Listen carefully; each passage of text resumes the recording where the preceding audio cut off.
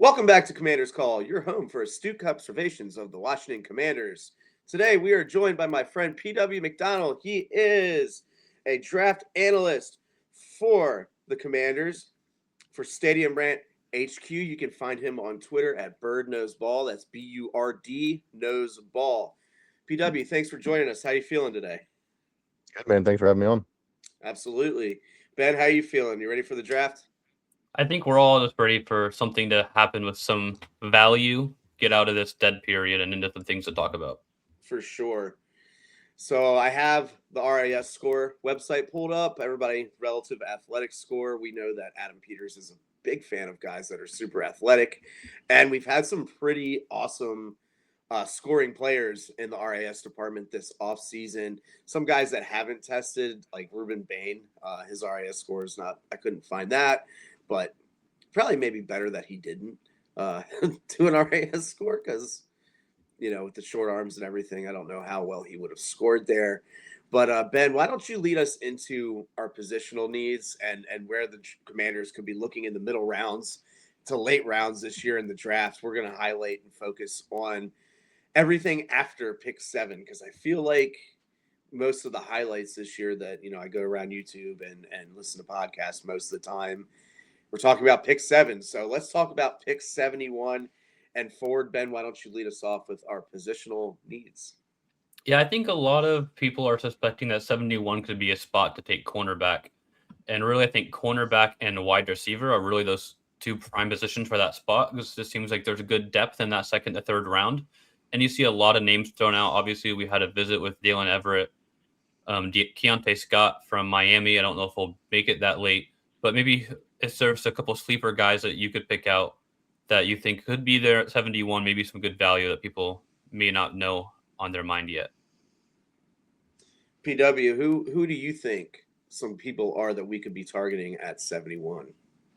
So Everett's definitely a guy that I like at 71, especially, we're talking about, everyone talks about 7. If we go someone like Caleb Downs at 7 and roll back with Everett at 71, I think that could, really boost our secondary instantly, those top 2 picks. If we don't go safety, excuse me, Caleb Downs at 7, a guy that I like is Traden Stukes out of Arizona. He can play a little bit of nickel, but I really like him as a free safety as well.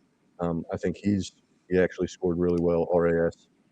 Traden Stukes out of Arizona, I love him. I don't know if he'll be there at 71. He's actually gotten a little bit of buzz over these last couple weeks since the combine. So people kind of know about him now. He's not as much of a sleeper as I would like. But yeah, he's a guy that I really, really like. He can play a little bit of nickel and can play kind of that center field role for you that we desperately need. So basically, a better version of Quan Martin is somebody that we're looking at there. Yeah. 9.95 RAS, 40-yard dash, 4.33. That's really fast for somebody, especially if you want them on your back end of your defense. This is a really, really deep safety class. And as much as I love Caleb Downs, they always talk about positional value with running back, but I think equally you can talk about positional value with safeties as well. It's as much as I love Downs, if they decide to pass on him and go in a different direction, there is a lot of safety talent outside of the first and second rounds that could really help this defense. Center is another one that I think, I don't know if they'll address as early as 71, but obviously we definitely need a center after letting go of Tyler Biadasz. Allegretti, everybody knows the story there. I think that he's a great communicator, as what we've heard from the team. I'm still not convinced he's a 17-plus game starter. So I definitely anticipate them targeting a center in the mid to late rounds. I don't know at 71 if that's an option. PW, do you think center is an option at 71? So I do. I think it's a really deep center class, in my opinion. There's some guys that may kind of go a little bit more under the radar. They've got some positional flex. Maybe they, played tackle in college and they're moving inside. Okay. A guy like that I really like, he's not a positional flex guy, but a guy I really like at 71 maybe would be Connor Liu out of Auburn. He's actually coming off an injury. So with this whole Allegretti thing, maybe Allegretti starts the year, this guy kind of learns under him, maybe kind of almost like a redshirt year. I know that's not what everyone wants, but a guy that you could maybe get at 71, even though he, in my opinion, would have gone higher than that had he been fully healthy. And so I think that could be a good play, kind of stash him. There's other guys I like there, Sam Hecht out of Kansas State, Jake Slaughter out of Florida, but those are guys they may be around a little bit later. So yeah, 71 might be early for a center, but I wouldn't mind it honestly because I'm personally not the most fond of rolling with Allegretti for 17 games. Yeah, I don't think that that's going to be their plan. Like, Allegretti, yes. Julian Goods-Jones, I don't see that being the competition in camp. I fully anticipate on them either. I think it's more likely they draft someone than bring in an outside free agent at this position at this point. Going back to Jake Slaughter, though, I really, really like him. He has a top RAS score, or one of the top RAS scores for centers in this draft, and very, very good in the zone blocking scheme. And a little tidbit that I got from Resh Manuel on Twitter. His position coach at Florida is our offensive line coach. It was Stapleton. So connect the dots there. High RAS score. I think it's a very good chance that if the draft falls this way, we could see Jake Slaughter in Washington. Also, great offensive lineman name. That's somebody that Also, yes, is and going to look and great. the dude looks like he's already 40, like 45, like he's ready to be a starting offensive lineman. Like he's ready. Talk to us a little bit about wide receiver. I know this is another position that I think is extremely deep, especially in the middle rounds in this draft. And you have a lot of guys that scored really highly in RAS that will likely be available that come from like smaller schools, such as you got Trey Lance's brother. I think Bryce Lance Nice. scored really Yep. high out of North Dakota State. One of my personal favorites, Ted Hurst. Absolutely Yep. love him. My guy. Don't know if he's going to last till 71, but I don't want to take up all the prospects. I want to hear what you have to say about some of these mid to late round wide receiver prospects. You want to go ahead, Ben? I'm honestly curious what you have to say. When we get past those first 3 rounds worth of guys, it's where I start to maybe lose some knowledge on some of those names. All right, well, he took my Bryce those Lance, top so guys are. No, please elaborate on Bryce Lance. I was just throwing the name out there. so I love me some Bryce Lance. Obviously everyone's gonna hear the last name and cringe a little bit because of his brother.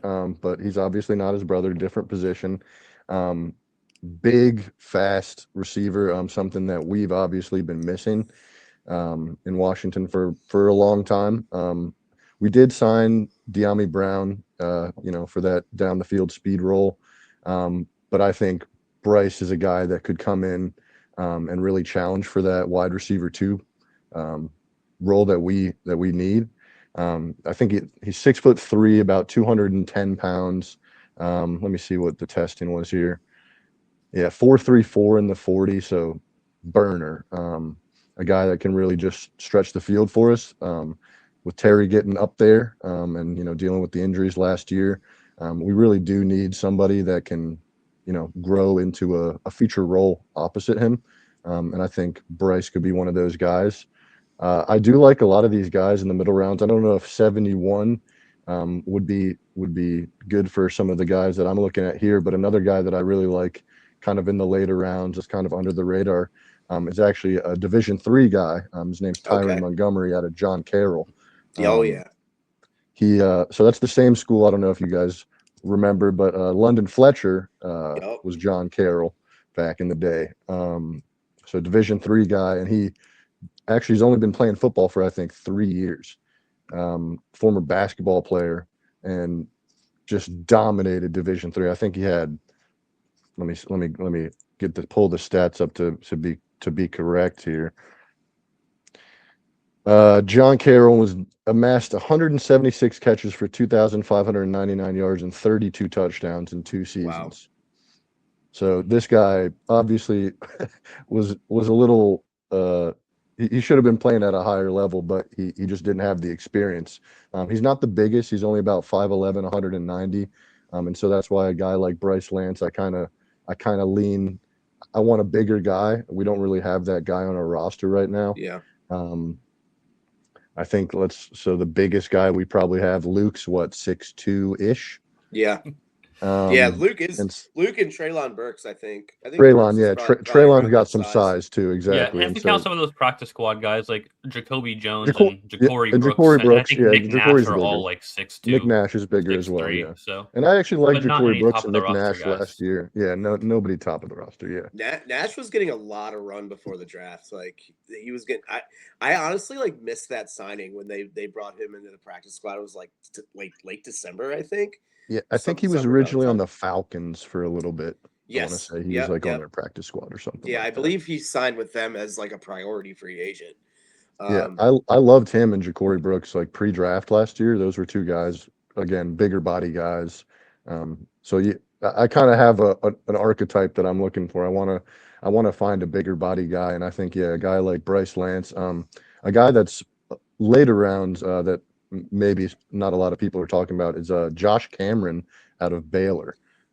He's a big body. He's only about 6'1", 6'2", but he's about 225, almost 230 pounds. Like he's thick, muscled up frame. And he's actually one of the best punt returners in the country. You wouldn't think from looking at him how big he is that you'd put that guy back there and he'd be a punt returner, but he's absolutely incredible. And I know we don't necessarily need a punt returner. Jalen Lane actually did show some flashes last year there. 2 touchdowns. But so if we can, add to that someone that can do that as well, because if you're bringing in a guy later rounds, he's probably going to have to play special teams. You're not going to make the team most likely if you don't. Definitely. So he's a guy that's on my list just because he big body plus the special teams. What was that? I have to ask, when you're watching guys like Montgomery and Bryce Lance that are playing at smaller schools, how do you take that evaluation and say, well, I know that he's the only person in this entire Division III conference that's ever going to see an NFL field? And then how do you take that and translate that into how that will match up against NFL caliber players? Yeah, and so they're obviously not going to be seeing that kind of competition almost ever in any of the games that you're watching. So you're really looking at the traits and how these things will translate, not necessarily one-on-one matchup type deal. How did he beat this guy? But it's the traits and the technique and how that would translate to the next level. So what he's doing, not necessarily who he's doing it against. Tyron Montgomery, refresh my memory, was he the one that showed out really well at the Senior Bowl from John Carroll? Yeah, I think he went he just like elevated. I think he went Shrine, and then they invited him to Senior Bowl, and then he dominated that as well. Like he just kept going up. Like they kept upping the competition, and he kept hitting the marks, and so yeah. Yeah, that's wild. Yeah. I guess he didn't have he's a little smaller. Yeah, that's his thing. He's a little bit smaller. He kind of gives me like, obviously I'm not comparing him to a future Hall of Fame player, but like coming from a smaller school and the size, he kind of gives me like a little bit of Antonio Brown vibes when I watched him play a little bit. Like shifty, not the fastest guy. He ran a 4.59, but I think it's also important to note like 40 times are like, I think the importance of 40 times are like heavily over exaggerated. And scouts and teams don't. In certain positions, I think it's extremely important. But wide receiver in itself, I think, I don't care like how fast you are, unless you're like that Deshaun Jackson type, where like your job, or De'Ami Brown, like where your job is straight line cardio, But like the way that you get open and the way you get separation doesn't always translate to speed. I'm looking at 20-yard splits, 10-yard splits, 3-cone and shuttle drills. And if you look at Tyron Montgomery's RAS, it's not great. And this is like how could he get open with those numbers? Right. And this is kind of the perfect example of that. Is like you watch him play. He gets open. Yeah. If you watch him play and then go look at his RAS score, to me it's like what? Like you kind of expect his RAS score to look a lot better than that. So none of this is like, to our listeners, RAS isn't gospel, but it is a good like jumping off point to maybe kind of get in the head of Adam Peters, who does love RAS. So, And I'll Where- ask as Definitely someone values who that. maybe watched the film on time. I know that obviously Adam Peters values the RS score, but I know that above all he's always looking at those agility drills. And every player I think we've drafted has performed in at least yellow, if not green, in their agility drills. So looking at Tyron Montgomery, He's seeing looking those red. reds. Right. So Yeah. is that different? Like, does that show up on film for you, or do you still see that agility on film like with the pads on? So even though he's inexperienced, he's only been playing football for a couple years. He's actually got some nuance in his route running, and that's kind of what I think really elevated him. During the All-Star circuit, was his route running, his ability to get open. Which, yeah, if you look at his RAS, you're like, how the heck could this guy even get open? But yeah, it's his route running, the way that he subtle lean into the defender before the break, things like that, just that you wouldn't necessarily expect from a guy who's only been playing a couple years, but he's got a lot to work with there in the route running department. I mean, one of my favorite wide receivers of all time is Keenan Allen. He ran like a 4.7, 4.7. 140, something like that. And so they were like, he can't do it. 10 years later, look at him go. He's a guy still available, I think.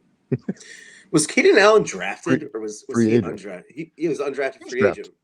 No, he was drafted. He was drafted. I can't remember. It's been a long time. I think he just fell a couple rounds. I don't think he was.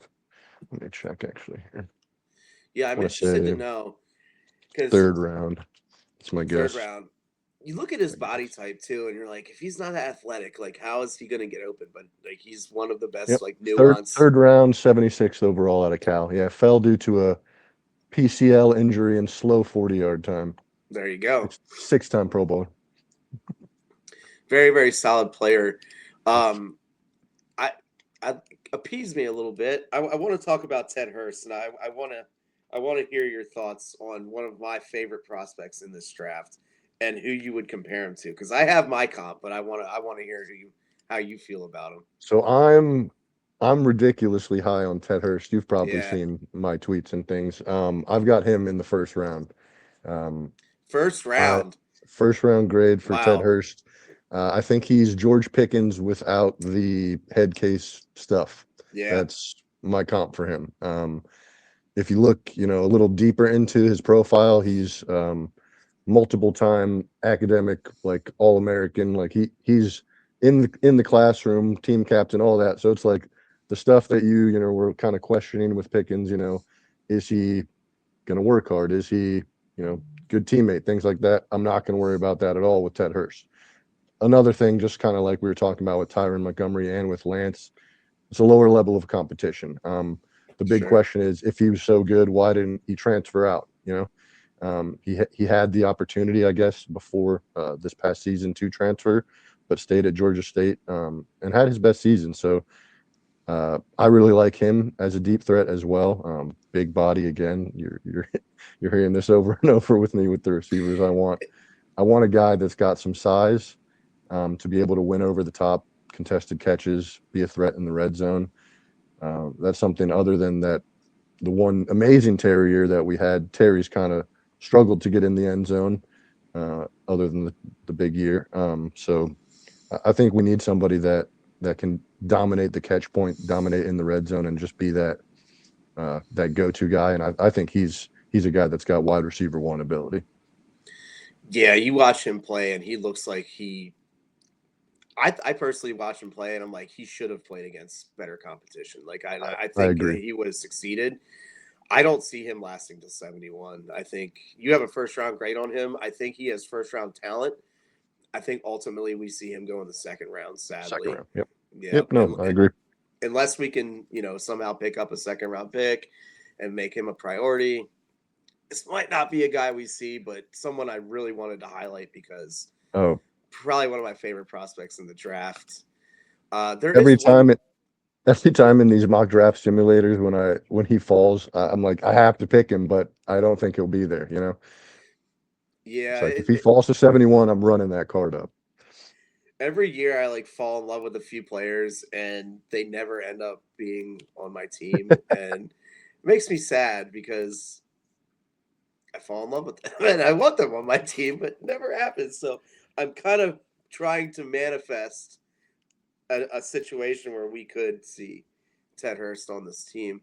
Now, I would go crazy. I do want to talk about one more receiver, maybe two, before we get into other positions. I've got a sleeper for you. Yeah, please. Who you well, got? I got to say his name right. Daniel Sobkowitz, out of Illinois State, 6'3", 205 pounds. He didn't run the fastest 40 at his pro day. He was only 4.6, but as we just talked about, 40 is not everything for a receiver. He, again, lower level of competition, but absolutely dominant. So in his career, 262 receptions, 3,549 yards. Let me see the last. I want to just see the last year that last year, 83 catches, just over 1,100 yards and 19 touchdowns. So just dominating at Illinois State. He reminds me of Cooper Kupp. A lot of people will give you that comp. Just really good route runner, savvy, really good hands, smart kid. A guy that I think, in the late, 5th, 6th, 7th round, a guy you can dart throw, and he could maybe become something. Wide receiver 3, wide receiver 4 type of guy. Going off of the Cooper Kupp comparison, I'm looking at the 3-cone here, which ranks in the 9.87 percentile. That means he gets open in space really well, and that probably works well out of the slot. Yeah, exactly. And so that's similar body type, honestly, to Luke. He's maybe maybe an inch taller, but I don't mind competition. Like I was saying with Josh Cameron, Jalen Lane, these guys aren't necessarily set in stone. They showed some flashes and they're young, and we want them to keep improving, but we can always bring in a guy to push you as well. So yeah, you always got to stack talent, right? Exactly. Yeah, one guy I wanted to ask about, we know it's a guy Commanders have interest in. He's on their top 30 visit list, is Dejon Stribling from Ole Miss. What can you tell us about him?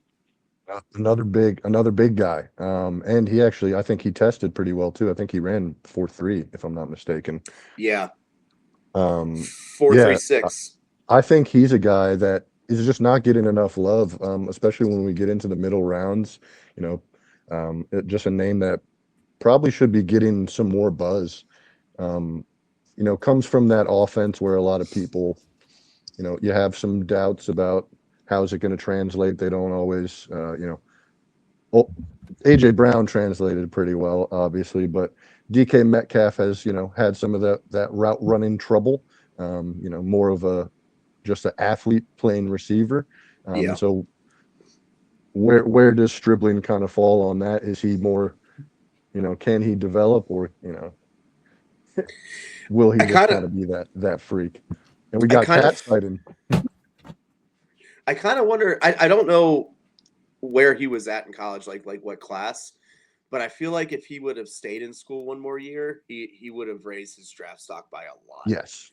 Because he didn't seem to really come on until late. And I remember, I'm a Miami fan. I remember watching him play Miami in the college football playoff, and he had some amazing eye-popping plays. I was like, yeah, that's NFL talent right there. And to Ben's point, yeah, they definitely have interest because they spent a top 30 visit on a guy that's not going to go until the middle or late rounds. I'd probably say middle after that 40-yard time at this point, and his body size. Yeah. But yeah, definitely somebody that I like him. A lot of people, there's a lot of it's a pick your flavor type of draft, really, at a lot of these positions. There's just a lot of different kind of body types, different play styles. And so, in these middle rounds, it's kind of, pick kind of what you're looking for. If you want the big body guys, there's guys like Stribling. If you want, slot, Deion Burks out of Oklahoma, he's a smaller guy, but, really, really good out of the slot, and we need some slot help too. So Now, do you think Stribling is a 5th round guy? Do you think there's a chance he rises up maybe into that unfortunate 4th round spot where we don't have a pick? Like, where do you see him going? Yeah, so I think he's probably worth a 4th round pick, and that's kind of where he should be probably going. But we might, like, if he's there in the 5th round, yeah, that'd be, because I think we have what, 140, what is that, 147 Yeah, in the that sounds 5th. right. Yeah, and so that if he's available in the 5th, and we haven't taken a receiver with our first two, it definitely sucks that we don't have a 2nd and a 4th in this draft, because that's really the 2nd through 4th is a really kind of the sweet spot in this Yeah, draft. I There's a agree. lot of talent clumped up in there, and so to not have a 2nd, especially, yeah, it's. What do you guys think of? I know this is off topic, kind of, but what do you guys think about a trade back from 7 I mean, to pick obviously, up a I'd be 2nd? totally down depending on the value. I think Yeah. our best. Honestly, I'd be okay trading out of the. And this might be a really hot take, but a team like the Falcons or the Jaguars that don't have a first round pick at all, if they want to throw us a first round pick next year and their 2nd and a 4th or something like that this year, I'd totally be willing to go completely out of the first round this year. I wouldn't hate it. I still think that we need to infuse the team with like a top level talent. Unfortunately, this isn't like really the draft where it's top heavy. It's Right. concentrated in the middle rounds, Which like, is why to I'd rather PW's have point. a couple extra picks in the middle this Yeah. year and then an extra top pick next year when that top level talent's going to be there. Yeah, I wouldn't hate it depending on what we got back. Like, I think in order for us to move back and still get, and okay, if we're talking about moving out of the first round altogether, that 2nd round pick I think needs to be like a premium 2nd round pick that we're getting. I think it needs to be within the top first 10 picks of the 2nd round, unless we get just like this crazy package, or maybe they throw in BTJ. I don't know how realistic that is, but it has been floated out there. Well, actually, let's just go with that. Would you guys trade 7 overall for Brian Thomas Jr.? Straight up, 1-for-1, I would say probably not. Yeah, Well, in a probably package. Right, in a in a package, package. 100%. If they're going to Yeah. throw In a us back package, yeah. the 2nd round pick or a 3rd round pick, or Like maybe we send some sort of something package back for with sure. Yeah, Brian definitely. Thomas and the 770 something. Yeah, Maybe. I wouldn't hate it. But I think that Yeah. this wide receiver class is deep enough to where they don't really have to do that. But Yeah, I guess my thought is if they really want to replace Terry, you're not replacing Terry with anyone you draft this year. So No. if the plan is to get Terry off the team next year, which I think would be a really stupid plan to have, that should be like an embarrassment of riches kind of thing, not a we want Terry gone kind of thing. Yep. But if that is the plan they have, is to want to get that money off the books, then I mean, getting 3 years of BTJ on his rookie contract and a new number 1 receiver would be the best way to go. Yeah, I don't have anybody. Like, there's no receiver. Like, I think there's some good receivers at the top, but I don't think I wouldn't pick any of them with the top 7 pick. That's just me. To your point, look at all the top receivers in RAS this year. Do you see anyone in the top 3 receivers, or the rated top 3 receivers in the class? None of them scored in the top like 20 at least in RAS. So And I like there's no neighbors in this class. Is kind of that's funny. Yeah. Right. But this does bring me to an interesting conversation I wanted to ask you about, is valuing pure athletic testing over what you see on film. Because we see a lot where like Caleb Downs does not put up a high RAS score. But then you look at a guy like Dylan Thieneman who ran a 4.32, and people are like, oh, well, is he better than Caleb Downs now? I mean, I think we saw last year that with Nicky Manwari that he dropped because the film was bad. Well, not bad, but not great. But then he ended up playing really well. So when do you trust the athletic score over the film, and when do you trust the film over the athletic score? I mean, I think it's always a combo. I don't think you ever really just go one or the other. I know that Adam Peters really does value athletic guys, because I mean, I think there's the way that you got to think about it is, you might be able to teach a more athletic, you might be able to coach this guy up, in your scheme. You get him in the right situation, the right fit with the right coaching, you might be able to elevate this guy. Whereas a guy that doesn't have those athletic traits, his ceiling just may be lower. And I think that's the thinking with it. You have a potentially higher ceiling with this more athletic guy Right. because of the things he can physically do that the other guy just will never be able to do. If you can get him mentally, on the same. If Thieneman could be Caleb Downs' brain and Thieneman's body, yeah, you'd have one of the Best best players. safety of all time. Right. And then that brings me to another thing you can't teach but doesn't show up on a athletic score is instinct. So like Exactly. how important is instinct over just pure speed when it comes to positions like linebacker and safety So especially? yeah, so very as we've seen with Bobby Wagner, Bobby has extended his career a very long time just because of really instinct and IQ. He Yeah. physically can't get to all the spots necessarily that he would need to be uh, at all times, but sometimes he can still get there just based on instinct. He knows where the play is going to be. Physically, he's not as fast, but and a guy that is maybe more athletic, he maybe takes a half second, a full second to diagnose what's going on. That negates all that speed that he has, And so a guy running a 4.3, but you're taking an extra half second, you're a 4.8 guy now, you know. So To, it's give or take with it. Instincts I think is really instincts and IQ can keep you in the game even when your athleticism wanes. to that point, I live in Baltimore, obviously a Washington fan, but I bartended around here for years, and I met good amount of Ravens players. And one thing like really stuck with me. I don't know if you guys remember Ladarius Webb, who played corner and safety for the Ravens, but Yep. I spent a night at a bar watching a playoff game with him probably 6, 7, 8 years ago, right after he retired. And nicest guy in the world. I didn't even realize it was him for like the first 10 minutes of our conversation, and started talking ball. And he did the classic cornerback to safety move, and I asked him, I was like, "How do you think that helped the longevity of your career?" And he's like, "Man, let me tell you, he's like that put 4 to 5 years of my career, just because the game was slowed down for me." He's like, and I stepped back, I could see everything. He's like, I wasn't the fastest guy anymore, to your point. He's like, but everything unfolded so much slower because I'd already played other positions. He's like, and it kept me in the NFL for at least 4 to 5 more years. So to your point, a testament from a pro football player like that is it's real. It's real. So I think more corners should do that. I agree. We saw it with D'Angelo Woodson, Hall. yep, D'Angelo Hall, Woodson, We like, Woodson. saw Jalen Ramsey doing it right now. yep, he's doing it right now. Exactly. Yep. Yeah, and so I Um, just think if you can extend your career when your quickness and your long speed, it's starting to go. You've had maybe some injuries and stuff. Yeah, kick on back to safety. Everything's out in front of you. Use your instincts. Use your IQ. I think Rob Woodson did too. I think he was like one of the first ones to do that back in the day. Rob Woodson, Charles Woodson, D'Angelo, Ladarius Webb. Yeah. So we spent a lot of time on receiver. Um, what should we look at next for like mid rounds? Maybe do you see them going for tight end at all, or do you think that we're pretty log jammed at that position right now? I think we're pretty good at tight end.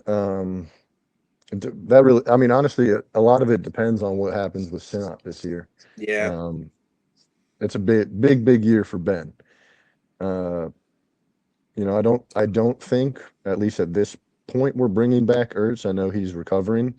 Um, but so it's really just Chiggy, Ben, and Bates. I know they were talking up, um, some of Cager. the younger guys. Yeah, Lawrence Cager. I think we still have Yankoff on the Yeah. roster. But really, we've got the top three kind of set. Bates, one of the best blockers in the entire NFL, Yeah. and we'll see what we have in Sinnott. It's really a make or break year for him because we signed Chiggy. If you can't get snaps and get on the field, it's a bad second round pick. And I really Yeah. liked him coming out of Kansas State. I think with his versatility at fullback and tight end, we could do a lot of cool things with him that we have not done. So we'll see what happens this year, but I'm not sure that tight end is really a position that they target a whole lot. I mean, I do like the tight end class though. There is a lot of good tight end two types, especially that maybe if we're looking for a replacement for Bates down the road, but I don't know. I'm not as high on taking a tight end in this draft, to be honest. I would agree. I'd rather them just like sign an undrafted free agent for camp or something. Or Yeah. I mean, Yankoff flashed at times. I think there might be a situation where he could get some opportunities in camp and in the preseason and see where it goes from there. And Cager as well, but ultimately, I think to the topic of Sinnott, I think could see him kind of move into more of a fullback H-back position this coming season, and hopefully Blau's offense highlights him better than Cliff's, because Cliff's didn't use him at all. So I don't know how much it's definitely him not being ready. There's got to be an element to that, but also like there is like an unknown element that like I haven't seen enough to like be 100% certain of that. Obviously, the coaches have in practice and stuff, but plain fact of the matter is, us as fans have not. So maybe we see a move to like they've been saying since he was drafted, like a use check type deal. Maybe throw a 40 number on him and put him in a power I would love that. Bring back the fullbacks, but. Yeah, I'd tend to agree that a tight end is probably pretty low on their list of priorities, especially after the Okonkwo signing. Moving on, let's hit corner. I want to hear what you got for corners coming out this year in the middle to late rounds. All right, so a guy that I love in kind of fifth, like we were talking about 147. He's been getting some buzz, but Charles Demings out of Stephen F. Austin, SFA. I think he actually tested pretty well too, if I'm not mistaken. Pull up his RAS there. He's longer. He's about 6'1", 190. And so with Mikey being pretty small, and us not knowing really, do they not have him on there? They don't have his RAS, but the top comp is Marshawn Lattimore. Great. I mean, that's a great Saints Lattimore is a great comp. Marshawn was good at one time. He was very good at one time. If the comp is Saints Lattimore, that's a great player. I'll take. We'll just ignore the Lattimore there and just use the Christian Gonzalez comp. But yeah, so FCS guy, I want to say, I think, let me look here. Yeah, 4 interceptions, 9 pass breakups last season. So good ball skills, a guy that's disruptive at the catch point, something that we need. We need takeaways. I know it's not the same thing as Emmanuel Forbes. We're drafting a guy for defensive touchdowns or whatever. But no, we need guys that make plays on the ball. I like longer corners. He's got longer arms, I think, too. Let me. Do they not have his? Yeah, it's not coming up. It says his RS is 910 out of 10, but it doesn't actually bring up his actual scores per sector. One on Math Bomb. All right. Yeah, no, but yeah.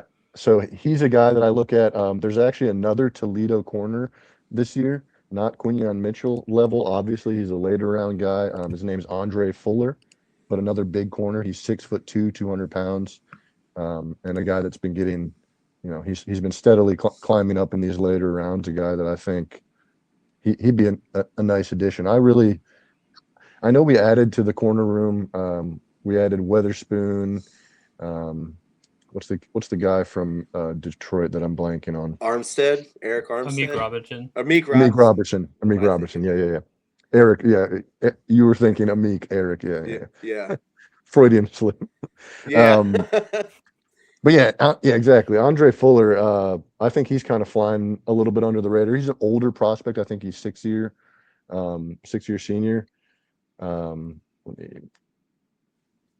his career at Arkansas Pine Bluff.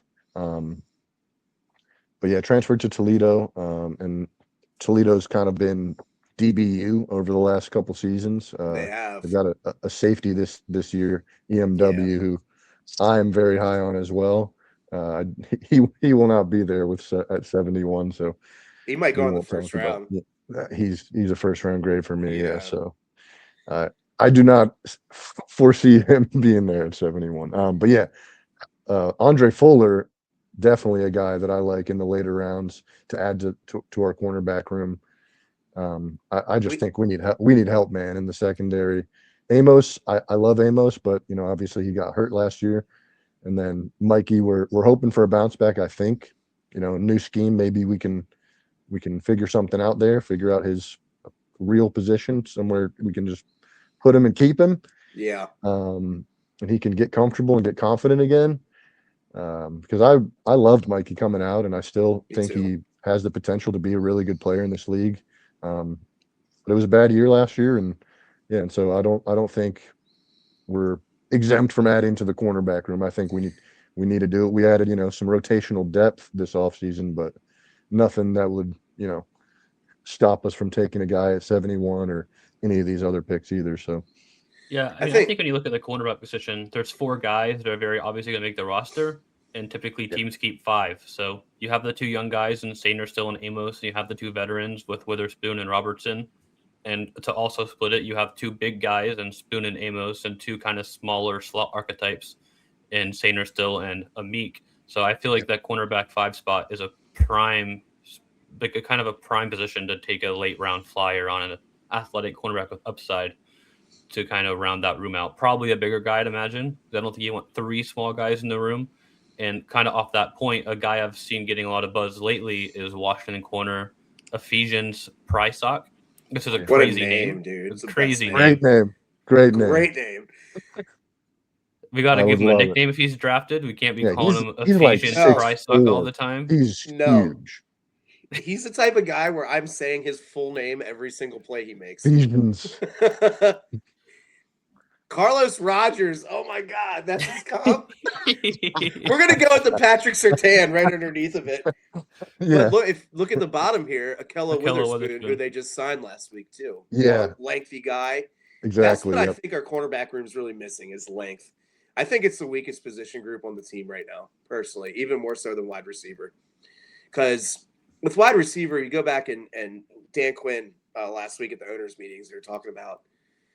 You go back to 2024, they didn't have a wide receiver two really. It was more of like a platoon type deal, and something that really sticks with me. And this can kind of, I don't know if this translates as much to corner as it does as wide receiver, and that's why I think corner is a little bit more important. But a wide receiver, Quinn mentioned that they want the sum of the parts to be greater than the individual player, so they can.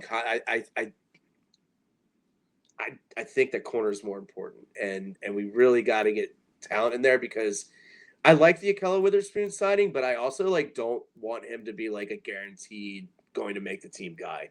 Like I want him to be a bubble guy and to be getting pushed by somebody younger, and this would kind of be like the perfect archetype for somebody that you'd want pushing, the middle to bottom of your position group at corner, in my opinion. Oh yeah. So yeah, Prysock's a guy that's on my list as well. But yeah, huge, 6'3", 6'4", something like that. Ridiculous wingspan. Like his arms are legs. Like he's so long. Yeah, and so getting guys like that in the receiver room as well. Obviously, we're talking about size there, but just youth and speed. Just something that our team has really needed.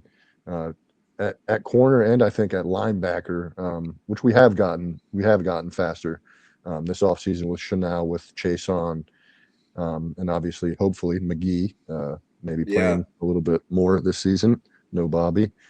So there's a rumor Bobby's maybe coming back. We'll see, but he's gonna have to get that record somewhere. He's gonna play somewhere, and it's just I'm so torn. I love him so much. But it's time, Yeah. Get your 40 or 60 tackles and retire, man. Yeah, we got to have speed. And to your point, let's jump into linebacker because we could probably go all day on corners, and I think the ones that we highlighted are really solid ones to look out for. Coming up in about less than 3 weeks now, boys. Well, middle rounds is exactly 3 weeks. We'll be drafting middle round 3 weeks or middle to late round this time in 3 weeks. Moving over to linebacker, there's a lot of athletic linebackers this year too. It's kind of exciting. Obviously, at the top, you got Sonny Styles, who could potentially be our pick at 7 overall, and that would kind of make the rest of this moot. But we're going to pretend that we didn't take Sonny Styles at 7, And Ben, do you have any linebackers to highlight that you could see in the middle to late rounds for us? Now, I feel like linebacker is one of those really hard ones because it's just not. It's typically not a year one impact position, and True. so you're taking a guy with a lot of hoping for the long term upside. So I guess just before we get into specific players, what's your general philosophy on like linebacker impact and what you're looking for if you're trying to get a immediate impact linebacker? Yeah, I'd say in this draft, there's a couple that would be, day one starters. But yeah, just to your point, there's probably more guys that are going to take, a couple years. They may start off as in a rotational role. They might not play all, they might not be a 3-down player right away. They might have coverage limitations. They might just be, kind of a run stopper at this point. And they might have to learn a little bit more of that coverage.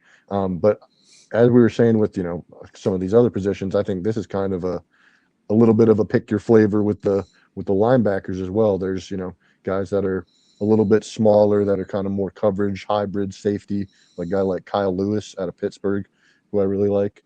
Where exactly do you put this guy? And if you do draft him, is he your start? Are you going to play him as a starting outside linebacker, or are you going to play him at safety? Or so it's kind of finding the role for these guys is really important. It's really rare to draft a guy, put the green dot on him, and say you're going to start from day one and you're Right. going to be our guy. That's rare. There's not a lot of those guys. I think maybe Sonny Styles could be that guy, but there's really not. Like if I'm looking here, let me go to my big board.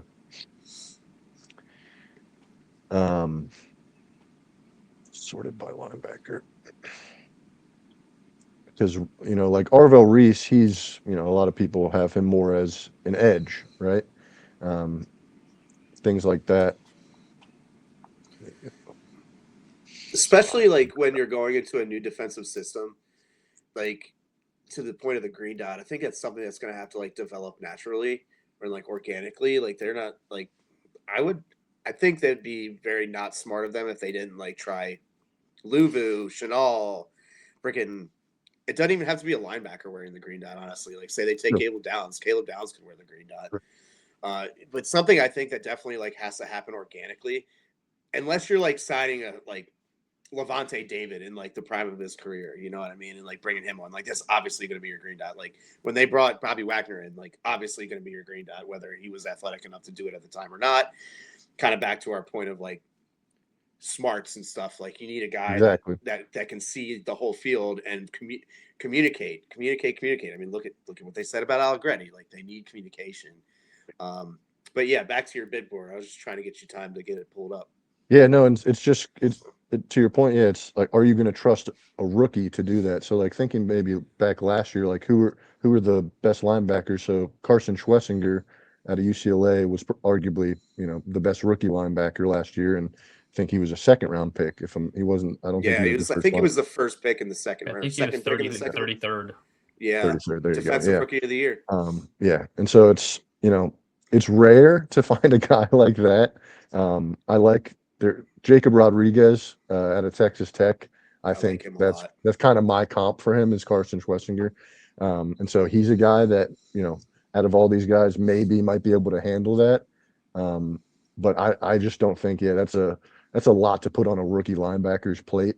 Come in, not only are you starting right away, but now you're setting up the front. You're communicating with everyone. You're looked at Yep. as a leader.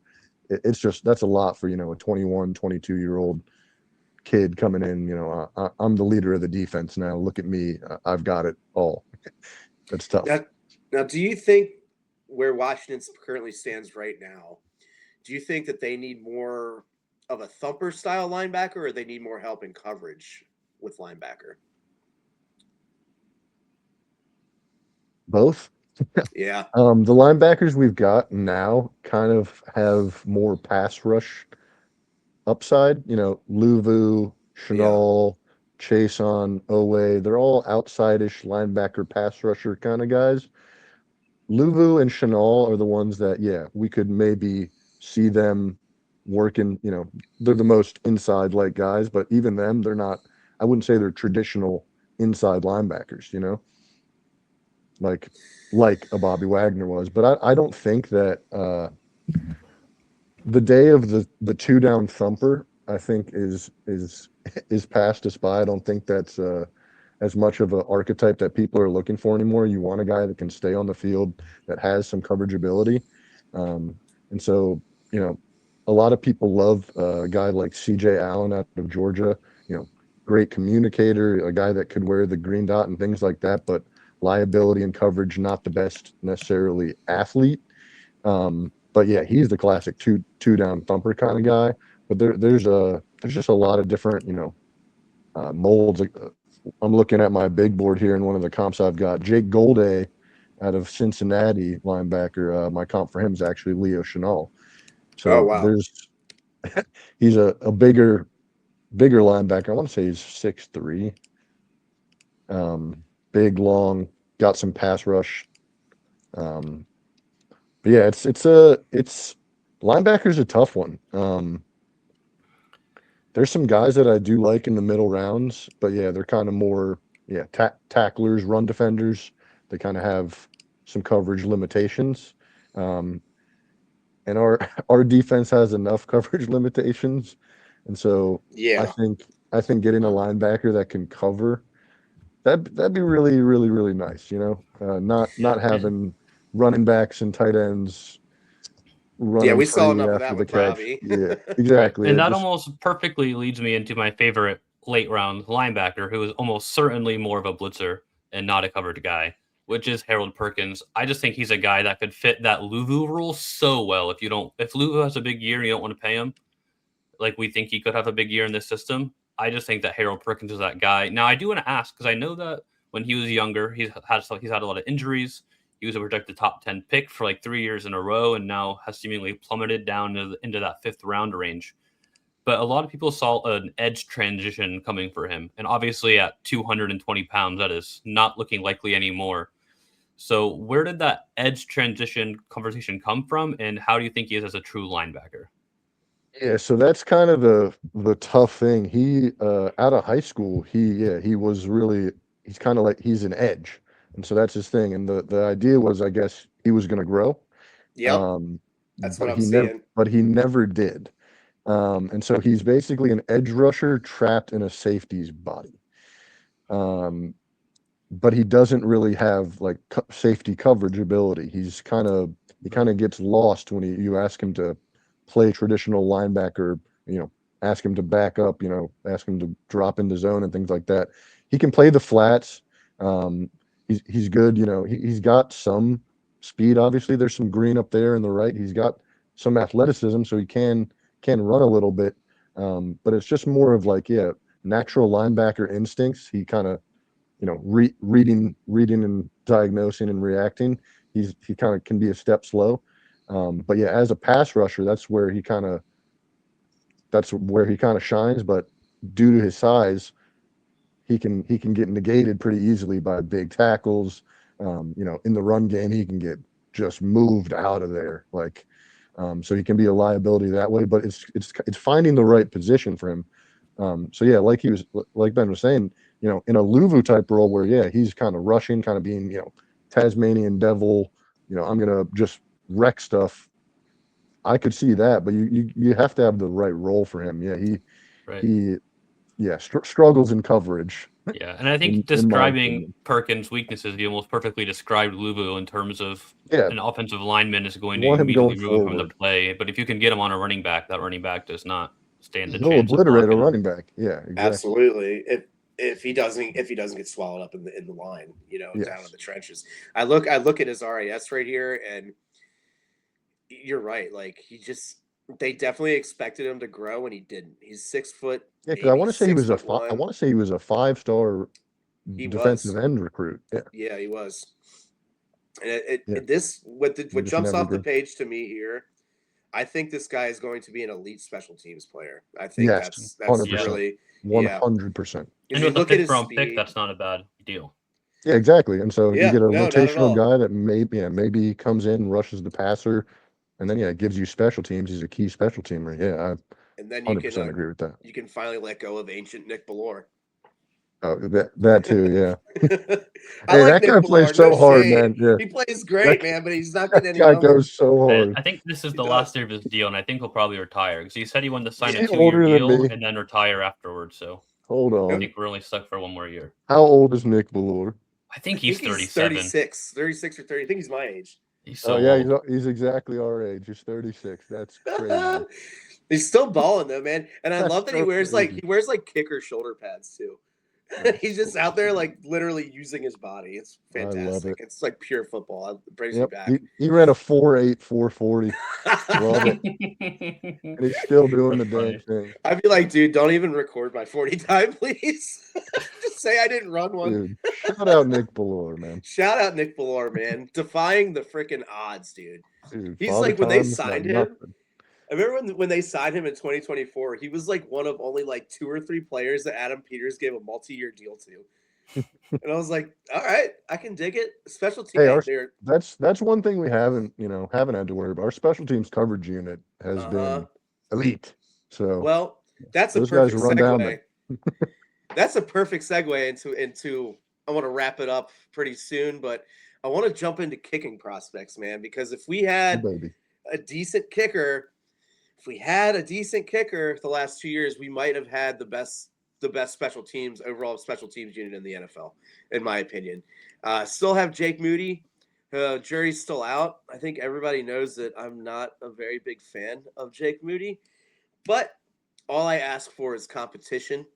Now, I'm Yes. not saying they're going to spend a pick on a kicker, but I wouldn't be mad about it. So, PW, I want to hear, because I know that we have kind of the same opinion on this. I want to hear who your kicking prospects are that we should be looking out for, whether as a late 7th round, 6th or 7th round pick, or UDFA. So I got a couple for you. You know, we've talked about one of them, but I actually just put out an article for league winners talking about the HBCU and IPP Pro Day, and one of the guys that I highlighted was Kansei Matsuzawa out of Japan. He played at Hawaii. His nickname is the Tokyo Toe. Oh, this is great. This is great. This guy is one of my favorite stories. So he came to America just visiting and went to an NFL game and just fell in love with it and was like, this is what I want to do. And so he's 20 years old in Japan. He's never played, buys a football and just is like, I'm going to start kicking. And so starts watching YouTube videos, starts training himself. And for 2 years, he's working at a Morton Steakhouse in Japan, saving his money, just training on random fields throughout Japan, soccer fields, anywhere he can, and starts, putting some film together and sends it out to a bunch of junior colleges in America. It barely gets any responses except for one school in rural Ohio called Hocking College. So never heard of it. Me neither. Goes there for 2 years. Learns under the kicker they had there, which was actually the coach's son. Gets a scholarship to Hawaii and becomes one of the better kickers in the country over the last 2 years. I think last season he had a streak. It was like 26 made kicks in a row, something like that. But Lou Groh's a finalist. Just great story. Story of perseverance, and taught himself not only to kick but English. So he did not know a lot of English coming here. So yeah, he's just a guy that obviously wants it. This is what he wants to do, and he's been just going hard at it for these last couple of years. I don't know, like you were saying, if you want to spend a draft pick maybe on a kicker, but a priority free agent, someone that you bring in as competition, like you were saying, we need competition. We need someone to push Moody. We gotta. I mean, with a backstory like that, you have me convinced. I say let's take him at 7. Sebastian Janikowski at round 1? Yeah. I was just about to say. Why not Kansai Matsuzawa? Yes, Kansai Matsuzawa. My God. I think he'd be the first round special teamer since Janikowski, but. And so he would be the first Japanese-born player to ever play in an NFL game, and I think that will happen. I think he's good enough.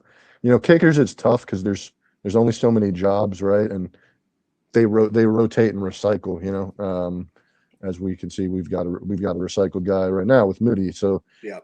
you know, I mean, I'd say kickers 20 through like 70 are practically the same level of talent. exactly. So And it's so they're by just far the always hardest position to compete at. to crack into. Yeah. And so I think once he gets his shot, he'll be just fine. But yeah, it's just who gives him the shot.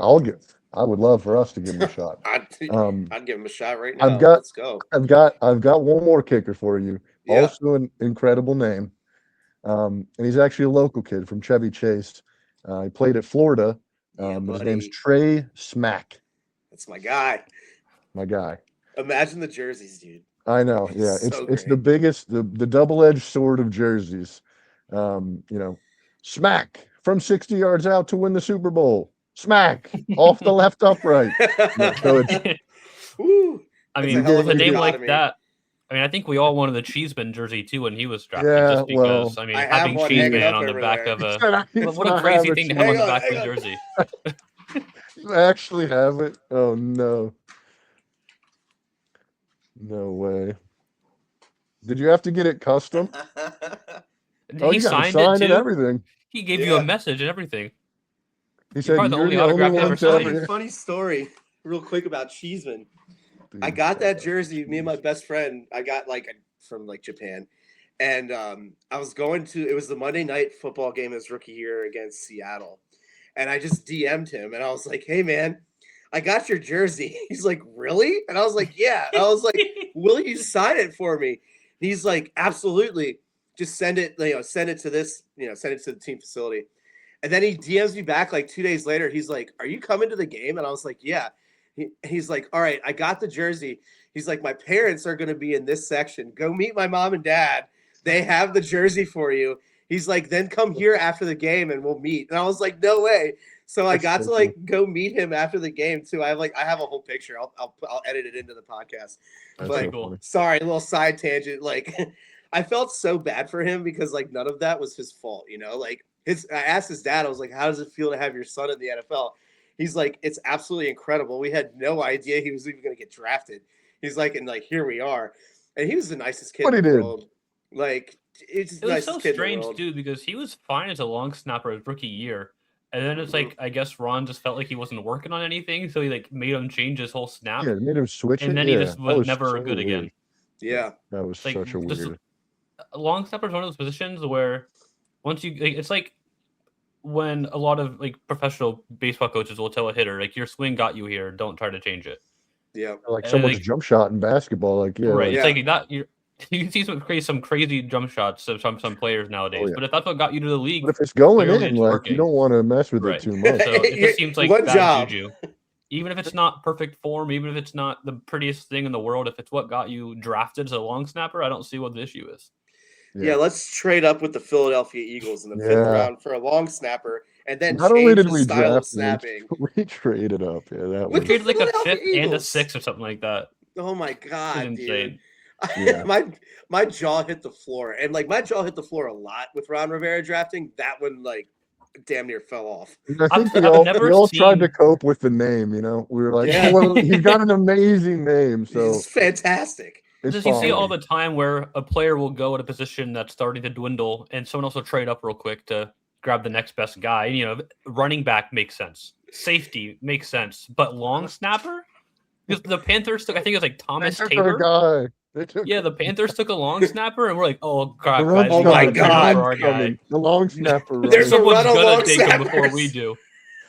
Oh, Shout No out one else Cam was gonna Cheeseman, draft a man. long snapper. yeah. Shout out I to hope the that Chiefs. guy's doing all right, man. He deleted all his socials, everything. I hope he's all right. Yeah, I heard hope he's doing good. He's like went back to dental school, I think is what I heard. So I hope he's doing great because that was not his fault. Sorry, we got a little off topic there, but yes, big Trey Smack fan. I know that we have either a top 30 visit or an interest in another kicker. I believe from Texas Tech. Yeah, I did see. I couldn't remember. Can't remember his name. If one of you guys knows it, please feel free to reach out. Actually, I don't remember that one. There's a college search. It is. Man, he's not going to be on here, is he?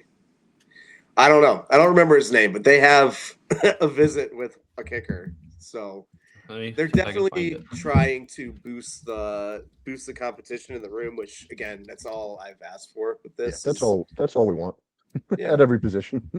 I hate when they're like, oh, like we don't want to like ruffle their feathers. I'm like, dude, if he Ruffle can't 'em. if he the can't one I- handle when I- competition in camp, how's he going to be able to handle a game-winning kick in the Super Bowl? Like, Yes.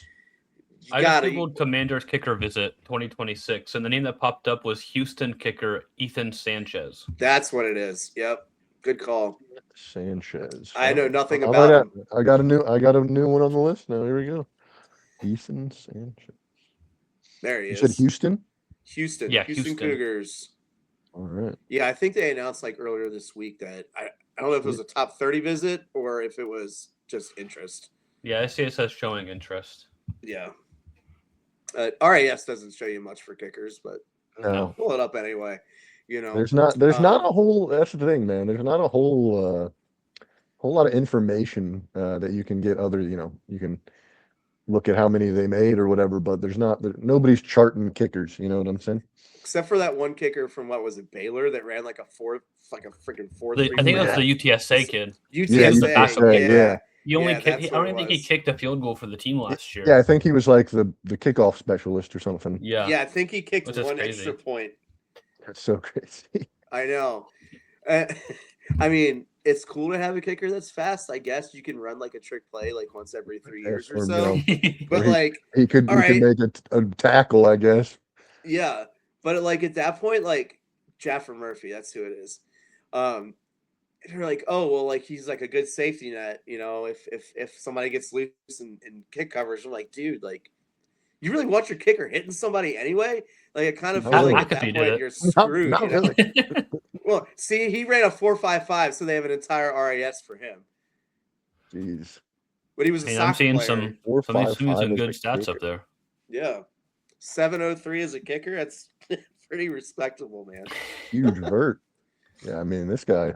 Yeah. I don't know if he should have been playing kicker. No, that's like a lot of the comments on Twitter were like, why is this guy kicking? You should have tried a different position. I mean, at 5'11", 190, they probably could be out there playing running back or receiver. Probably play running receiver. back, receiver, safety, something. Look at his three cone. He ain't playing receiver. No. The agility testing. It's all red. Yeah, bad. This guy is a straight line burner. I did want to ask. We see Adam Peters. He loves the obviously athletic guys in general, but we've seen a lot of big UDFA signings between Tyler Owens, Robert McDaniels. You know, we had Carlin Viggers and Tim McKay. Obviously, the receivers last year with Brooke and Jones. Do you have a couple names that are definite undrafted guys that you have your eye on? Definite undrafted. Or very fringe, like definitely late 7th round guys, kind of. In that range. Like I was saying with the article I put out with the HBCU IPP, there's definitely some guys from the HBCU ranks that I like. Local kid, linebacker Eric Hunter out of Morgan State. I think he's draftable, 6th, 7th round. There's a couple guys. AJ Pena, he's more of a pass rusher. Was he Rhode Island? Am I blanking? I didn't even know Rhode Island had a football team, man. Yeah. Yep, Rhode Island. Good call. Did I get it right? Okay. Yeah. Your computer's faster than mine. I've got too many tabs saying open. Something. AJ Pena, Rhode Island. 6 foot flat, 234. Oh, he's a stout boy. Yeah, he's another guy, kind of like we were talking about with Harold Perkins. It's just like he's a pass rusher, like excellent pass rusher. But yeah, he doesn't have the pro body type for a pass rusher, you know. Last thing I want to talk about before we get you out of here. What about quarterback? Obviously, we have Jaden Daniels. Marcus Mariota is not going to be around forever. Sam Hartman is here for the vibes. As much as I like him, he's not an NFL quarterback. I think good vibes though. Yeah, he's good vibes. Yeah, it's good vibes. Ladies love him. Ladies love him, man. I mean, it's good for ticket sales, you know.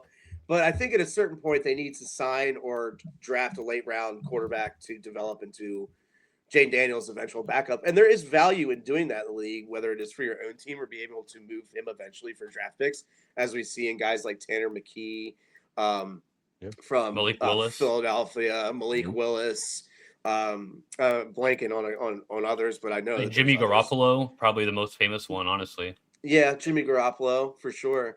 Um, I want to know if I want to know of a couple late round quarterbacks to keep our eye on because I know that you've been looking at some BW. Now, Yeah. before we get into ones that have actual QB2 upside, because this guy has zero athletic upside, but just want a big shout out, Joe Fagnano. He went to my high school. Oh, Yes, He cool. graduated. He graduated the year I was in 8th grade. So he left right before I got there, but that was the only good year I've ever had my high school watch. And there's like 3 guys on that team that went D1, and one guy, Trayson Potts, had a camp workout with the Vikings last year at their rookie mini camp. Did not get anything after that. So yeah, it's big shout out Joe Fagnano from UConn. That's I cool. know. That's one of the guys on my list for a developmental guy. I don't know if he could really ever. I don't know if he could reach QB2. I don't know, but I think he's got to be better than Sam Hartman. I mean, he ran a blazing 4.8 40. I mean, put him out there at running back, buddy. honestly. Top 4.8, cop is I mean, Dak Prescott. I mean, I really like him. I agree with you. I think we need a guy behind Mariota to develop. Like, is Mariota even going to be here after next year? I don't think so. I don't think Or so. I wouldn't. I would hope not. To be honest, like, It honestly seemed like he didn't want to come back this year. yeah. I mean, so I think he thought he was going to get some more interest or something. I thought so. I'm not I think that's the case too. I'm not sure. I didn't. I mean, he didn't play necessarily bad or terrible or anything for us last year, but I would say his first year where he came in with for some spot things, he was much better than last year, you know. And not that he was bad, but I just think, yeah, having a young guy, that, yeah, in case of emergency, we have seen, unfortunately, over the first 2 seasons that JD5 has missed some time, and so having a guy like Mariota is good because yeah, you can just instantly plug him in and everything's not going to fall apart. But the ceiling there is capped. You very much know what you're going to get there, and you're probably not going to win a whole lot of games. Yes, you're not going to win a whole lot of games, obviously, if Jaden goes down, most likely. So yeah, it's the worst of all plans anyway. But having a guy, a guy like maybe Taylon Green, a lot of people, want him to maybe switch positions, wide receiver, wide receiver, tight end, Yeah. something. 9.99. Give some Terrell Pryor vibes. Definitely. with the long back up a few long times. strides, but yeah, a guy like that,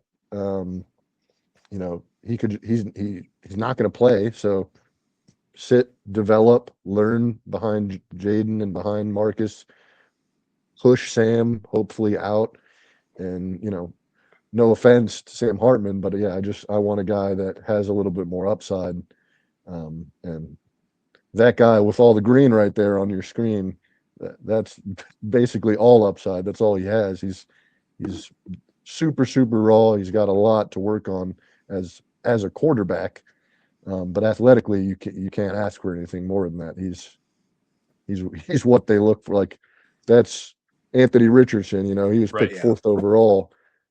We're not going to do that with Taylon Green because we obviously learn from mistakes, right? As you would hope, as NFL GMs learn. But yeah, it's like, where does he go? He's a really interesting one for me because we had Terrell Pryor at 4. We've had Justin Fields at 11. How's that kind of worked out? Then not last season, but 2 seasons ago, Joe Milton. He was 6th round pick. Yeah, I think a good comp would maybe be looking at that Jalen Milroe kind of range, where Jalen Milroe went in the 3rd last year to Seattle. I think that would be Green's high to a end team is that that has a 3rd round. starter where he's not gonna play and he can just sit and learn. I feel like we're seeing less and less quarterbacks taken in the 2nd round nowadays. Yeah, it's and a lot of 2nd round quarterbacks are never very good. It's like a lot of the best quarterbacks, obviously, they're 1st round picks, or they're like third or fourth round picks. Second round is a really weird gray area with quarterbacks where teams would rather, like if you don't want to take a quarterback at 25th, why do you want to take him at 40th? And so a lot of times they end up falling to the third. Might as well get that 5th-year option. First or wait later. Round. Yep. Yeah. And we've seen weirdly over the last couple of years, that's been a thing where it's like we have a couple quarterbacks go in the first, and then nobody goes until the third or the fourth or the fifth, even, you know. And it's just like really, you can tell there's a big gap where okay, we view these guys as potential starters, and these guys are clearly backups, you know. Which is why I think Ty Simpson gets into the first round. Yeah, for sure. I think he probably does as well. Yeah. One other quarterback I want to talk about, then we'll wrap this thing up. And I know you're high on him because I'm high on him. We've talked about it before. That's Cole Payton from North Dakota State throwing the ball to Bryce Lance. This guy is also an athletic freak. North Dakota State pumps out freaking raw talent. Dude, I'm so excited to see them in the Mountain West. Yeah, watch out, Mountain West. Yeah, no, seriously, watch out. Not even a joke. Yeah, not even a joke. They are gonna look at his top beat comparison. some people up this year. What does it say? RG3. So I can't lie. That's a tough list to be compared to between Robert Griffin and Anthony Richardson and Taysom Hill. Yeah, but look at the raw talent wise. That's just those aren't the names I would be comped to if I was a quarterback. No, so basically, we can draft Cole Payton and turn him into a move tight end. Yeah, yeah. I love me some Cole Payton. Obviously, I don't think we would take a swing. I think he's gonna be a guy like you said, where, you know, second, third round, the team. Yeah. Maybe we can Jalen Hurts him, sit him for a year behind our guy, and he can become a guy. But yeah, he's a guy that's really raw, but yeah, has it all. He's got the size. He's got his throwing motion's a little weird. It is. He's a lefty. He's a lefty with a kind of a loopy, elongated motion. So basically, Kevin Stefanski's going to draft him. I was going to say the same thing. Oh, imagine that QB. Oh no, I guess he's gone. He's in the Falcons now. Yeah, all lefts. I think they need to trade for Dylan Gabriel and then draft Cole Payton just to make sure there's no scenario where a right-handed guy throws a football. They own this year. What's his name? Mark Brunell was left-handed, right? Mark Brunell was a lefty. Mike Vick was a lefty. Kellen Moore was a lefty. Kellen Moore was lefty. He was the only left-handed quarterback in the NFL for a while. Because a lot of those left-handed guys, they just go and play baseball because left-handed baseball players are like coveted, or left-handed pitchers are so coveted. Falcons, man. I know. Forgot. I mean, it's either going to turn into like a really smart situation or just like what the hell situation, you know? I don't even know. What do you guys think about Kurt going to the Raiders? I mean, they literally signed Mendoza to be the veteran leader so Mendoza can sit. It's the same guy. Personality-wise, it's Phillip Rivers and Kirk Cousins and Fernando Mendoza. They're the same person. Same. Yep. Very, very similar quarterbacks. Yeah. Just got to start catching up on Phillip Rivers' kid number. Yeah. Kirk Cousins has surpassed Tom Brady in career earnings now. How crazy! I think that's an overrated stat when you consider the pure inflation. But it is insane that Tom Brady played for 20 years and Kirk Cousins passed him.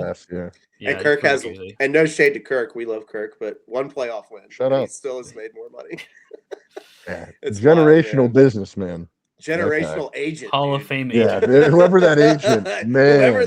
He's either got dirt on Roger Goodell or he's just really good at his job, man. He's so good because Kirk. Yeah, the way that they reported that deal was so crazy too. It made no sense. 5 years, 172 million. I was like, what are you talking about? My eyes popped out of my head at first, and in the fine print, it's really a 1 year, 20 million. Right. They just say that.